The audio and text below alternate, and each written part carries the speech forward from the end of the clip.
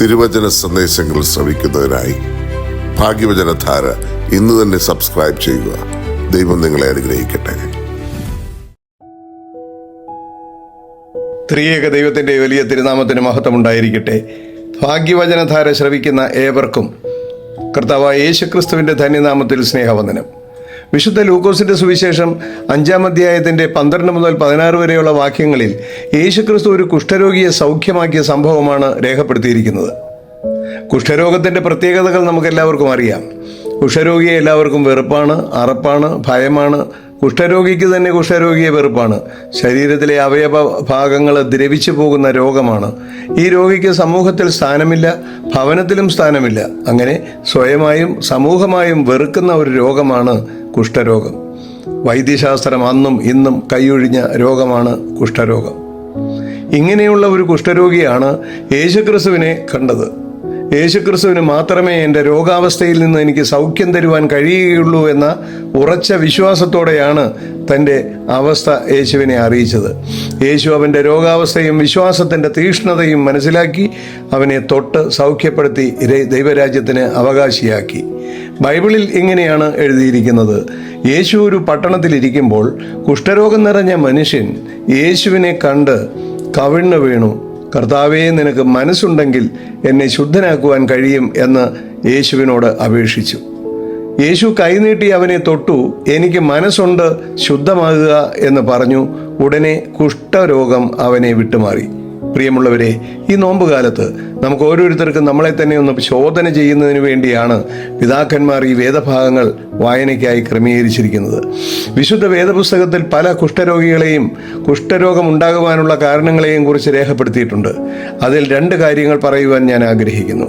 2 രാജാക്കന്മാർ 5-ാം അധ്യായത്തിൻ്റെ ആദ്യ ഭാഗത്ത് തന്നെ ആരാം രാജാവിൻ്റെ സേനാനായകനായ നയമാനെ കുറിച്ച് വർണ്ണിച്ചിരിക്കുന്നു. അവൻ മഹാനാണ്, മാന്യനാണ്, പരാക്രമശാലിയാണ്, എങ്കിലും കുഷ്ഠരോഗിയായിരുന്നു. ഇസ്രായേൽ കവർ ചെയ്തപ്പോൾ അവിടെ നിന്ന് പിടിച്ചുകൊണ്ടുവന്ന ഒരു പെൺകുട്ടിയെ നയമാന്റെ ഭാര്യയ്ക്ക് ജോലിക്ക് വേണ്ടി നിർത്തി. അവൾ യജമാനന്റെ കുഷ്ഠരോഗത്തെക്കുറിച്ച് അറിഞ്ഞപ്പോൾ തങ്ങളുടെ രാജ്യത്ത് ഒരു പ്രവാചകനുണ്ട് എന്നും അദ്ദേഹം ഈ കുഷ്ഠരോഗത്തിൽ നിന്ന് യജമാനെ സൗഖ്യപ്പെടുത്തുമെന്നും പറഞ്ഞു. അങ്ങനെ നയമാൻ ആരാം രാജാവിൻ്റെ കൽപ്പനയുമായി ഇസ്രായേലിലെ പ്രവാചകനായ ഏലീശായുടെ അടുക്കലേക്ക് ചെന്നു. ഏലീശ ദൂരത്ത് നിന്ന് തന്നെ നയമാനെ കണ്ടപ്പോൾ ഏലീശ ആളയച്ചു: നീ ചെന്ന് ജോർദാൻ നദിയിൽ 7 പ്രാവശ്യം കുളിക്കുക. അപ്പോൾ നിന്റെ ദേഹം മുമ്പിലത്തേതുപോലെ ആയി നീ ശുദ്ധനാകും എന്ന് പറയിച്ചു. അപ്പോൾ നയമാൻ ക്ഷുഭിതനായി. പ്രവാചകൻ തന്നെ തൻ്റെ അടുത്ത് വന്ന് ദൈവത്തോട് പ്രാർത്ഥിച്ച് കുഷ്ഠരോഗത്തിൽ നിന്ന് തനിക്ക് സൗഖ്യം നൽകുമെന്ന് കരുതിയ നയമാൻ പറഞ്ഞു: എൻ്റെ നാട്ടിലെ നദികളായ അവാനയും പർപ്പരും ഇസ്രായേൽ ദേശത്തിലെ എല്ലാ വെള്ളങ്ങളെക്കാളിലും നല്ലതാണ്. എനിക്ക് അവയിൽ കുളിച്ച് ശുദ്ധനാകരുതോ എന്ന് പറഞ്ഞു. അവൻ ക്രോധത്തോടെ പോയി. നയമാന്റെ ഉദ്യോഗ പദവിയിലുള്ള അഹങ്കാരവും യുദ്ധങ്ങൾ ജയിക്കുന്നതിലുള്ള അഹങ്കാരവും അവൻ ആഗ്രഹിച്ചതുപോലെ പ്രവാചകൻ അവൻ്റെ അടുത്ത് വന്ന് സൗഖ്യമാക്കിയില്ല എന്നുള്ള ദേഷ്യവും വാശിയും വെറുപ്പുമാണ് അവൻ്റെ കുഷ്ഠരോഗം എന്ന് നമുക്ക് മനസ്സിലാക്കുവാൻ കഴിയും. എന്നാൽ അവൻ്റെ ഭൃത്യൻ നയമാന്റെ അടുക്കൽ വന്ന് അവനോട് പറഞ്ഞു: യജമാനെ, പ്രവാചകൻ വലിയൊരു കാര്യം നിന്നോട് കൽപ്പിച്ചിരുന്നുവെങ്കിൽ നീ ചെയ്യാതിരിക്കൂ. പിന്നെ അവൻ കുളിച്ച് ശുദ്ധനാകുക എന്ന് നിന്നോട് കൽപ്പിച്ചാൽ അനുസരിക്കണം എന്ന് പറഞ്ഞു. അപ്പോഴാണ് അവൻ്റെ തെറ്റ് അവന് മനസ്സിലായത്. അവൻ എളിമപ്പെട്ട് പ്രവാചകൻ പറഞ്ഞത് അനുസരിച്ച് അവൻ ചെന്ന് ദൈവപുരുഷൻ്റെ വചനപ്രകാരം ജോർദാൻ നദിയിൽ 7 പ്രാവശ്യം മുങ്ങി അവൻ്റെ ദേഹം ചെറിയ ബാലൻ്റെ ദേഹം പോലെ ശുദ്ധമുള്ളതായി തീർന്നു. ഉടനെ നയമാൻ സകല പരിവാരങ്ങളുമായി ദൈവപുരുഷനായ പ്രവാചകന്റെ മുമ്പാകെ നിന്നു. ഇസ്രായേലിൽ അല്ലാതെ ഭൂമിയിലെങ്ങും ഒരു ദൈവമില്ല എന്ന് ഞാൻ ഇപ്പോൾ അറിയുന്നു. ആകയാൽ അടിയന്റെ കയ്യിൽ നിന്ന് ഒരു പ്രതിഫലം കൈക്കൊള്ളണം എന്ന് പറഞ്ഞു. അതിന് പ്രവാചകൻ: ഞാൻ സേവിച്ചു നിൽക്കുന്ന യഹോവയാണേ, ഞാനൊന്നും കൈക്കൊള്ളുകയില്ല എന്ന് പറഞ്ഞു. നയമാൻ വളരെ നിർബന്ധിച്ചിട്ടും പ്രവാചകനൊന്നും വാങ്ങിയില്ല. നയമാന് നഷ്ടപ്പെട്ട കുഷ്ഠം പ്രവാചകന്റെ ഭൃത്യനായ ഗേഹസിക്ക് ലഭിച്ചത് എങ്ങനെയാണെന്ന് നമുക്കറിയാം. പ്രവാചകൻ അറിയാതെ പ്രവാചകന്റെ ഭൃത്യൻ നയമാന്റെ പിന്നാലെ ചെന്നു. പ്രവാചകൻ പറഞ്ഞു വിട്ടതാണ് എന്ന് പറഞ്ഞ് 1 താലന്ത് വെള്ളിയും 1 കൂട്ടം വസ്ത്രവും തരണമെന്ന് ആവശ്യപ്പെട്ടു. 2 താലന്ത് വെള്ളിയും 2 കൂട്ടം വസ്ത്രവും കൊടുത്തു. അത് വാങ്ങി ഗേഹസി തൻ്റെ വീട്ടിലെത്തി. അപ്പോൾ പ്രവാചകൻ ഗേഹസിയെ വിളിച്ചു നടന്ന സംഭവങ്ങളെല്ലാം പറഞ്ഞു.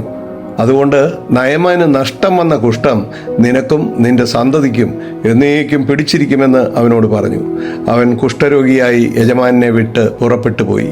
ഇവിടെ കുഷ്ഠരോഗത്തിൻ്റെ കാരണം നമുക്ക് മനസ്സിലാക്കാൻ സാധിക്കുന്നത് അവിഹിതമായ രീതിയിൽ സമ്പാദിക്കുന്ന എല്ലാ സ്വത്തുക്കളും കുഷ്ഠരോഗത്തിന് കാരണമാണ്. പ്രിയമുള്ളവരെ, ഈ നോമ്പുകാലത്ത് ഭക്ഷണം മാത്രം വെടിഞ്ഞുള്ള നോമ്പല്ല ദൈവം ആഗ്രഹിക്കുന്നത്. നമ്മുടെ ഓരോരുത്തരുടെയും വിശുദ്ധീകരണമാണ് ദൈവം ആഗ്രഹിക്കുന്നത്. നമുക്ക് നമ്മോട് തന്നെ ഒന്ന് ചോദിക്കാം, ഞാനൊരു വെറുപ്പുള്ള വ്യക്തിയാണോ? എനിക്ക് എന്നോട് തന്നെ വെറുപ്പുണ്ടോ? എനിക്ക് മറ്റുള്ളവരോട് വെറുപ്പുണ്ടോ? മറ്റുള്ളവർക്ക് എന്നോട് വെറുപ്പ് തോന്നുന്ന വിധത്തിൽ ഞാൻ എന്തെങ്കിലും കാര്യങ്ങൾ ചെയ്യാറുണ്ടോ, പറയാറുണ്ടോ? മറ്റുള്ളവരുടെ കുറ്റങ്ങളും കുറവുകളും കണ്ടെത്തി വിളിച്ചു പറയുന്ന സ്വഭാവം എനിക്കുണ്ടോ? ഏതെങ്കിലും കാരണവശാൽ എനിക്കോ മറ്റുള്ളവർക്കോ എന്നോട് വെറുപ്പുണ്ടെങ്കിൽ ഞാൻ കുഷ്ഠരോഗിയുടെ അവസ്ഥയിലാണ് എന്ന സത്യം മനസ്സിലാക്കണം. ഇതൊരു മരവിപ്പിൻ്റെ അവസ്ഥയാണ്, മനസാക്ഷിയുടെ മരവിപ്പ്. ഈ രോഗത്തിൽ നിന്ന് മോചനം പ്രാപിക്കുവാൻ വേണ്ടി എൻ്റെ അവസ്ഥ ദൈവസന്നിധിയിൽ തുറന്നു പറയുവാനുള്ള സമയമാണ് ഈ നോമ്പ്.